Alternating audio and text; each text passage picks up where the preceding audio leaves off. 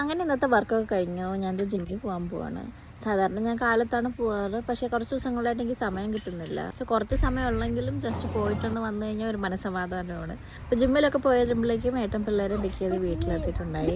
ഇപ്പോൾ സമ്മർ ആയതുകൊണ്ട് ബാക്കിൽ നമുക്ക് കുറച്ച് പച്ചക്കറികളും സാധനങ്ങളൊക്കെ ഉള്ളതുകൊണ്ട് അവരെയും കൂട്ടി ഇന്ന് എന്താ ഉണ്ടാക്കണമെന്ന് നോക്കുമ്പോൾ എനിക്കൊരു തക്കാളി, കുറച്ച് ചെറിയ ടൊമാറ്റോസും ഒരു വഴുതനങ്ങ റെഡി ആയത് ഞങ്ങൾ പറിച്ചിട്ടൊന്ന് വന്നു. ഇനി അടുത്തത് പ്രോട്ടീൻ ഷേക്ക് കുടിക്കണം. ഇപ്പോൾ ഡിന്നറിന് സ്പെഷ്യലായിട്ടൊന്നുമില്ല. ചപ്പാത്തിയും പിന്നെ ഇന്നലെ ഉണ്ടാക്കിയ ബാക്കി മീൻകറിയും ഉണ്ട്. സോ അതാണ് ഇന്നത്തെ ഞങ്ങളുടെ ഡിന്നർ. ഫുഡ് അടിച്ച് കഴിഞ്ഞിട്ട് ഞാൻ പോയി ഫ്രഷ് ആയി. സ്കിന്നൊക്കെ കുറച്ച് മോശമായിട്ടിരിക്കുന്നുണ്ട്. ഞാനൊരു ഫേസ് പാക്ക് ഒക്കെ ഇട്ട് പോയി കുളിച്ചു. ഇപ്പോൾ ഈ ഒരു എക്സ്ട്രാ സ്റ്റെപ്പും കൂടി ചെയ്യുന്നുണ്ട്. മുടി കൊഴിച്ചിലൊക്കെ കുറയാൻ വേണ്ടിയിട്ട് ഒരു സിറം കൂടി ഞാനിപ്പോൾ രാത്രി മുടിൽ തേക്കാൻ ശ്രമിക്കാറുണ്ട്. അപ്പോൾ അതും കൂടിയൊക്കെ ഇട്ട് കുറച്ച് ഫ്രഷായി വന്നു. എനിക്ക് നാളെ ഓഫീസിൽ പോകേണ്ട ദിവസമാണ്. അപ്പോൾ ലഞ്ചും കൊണ്ടുപോകണം.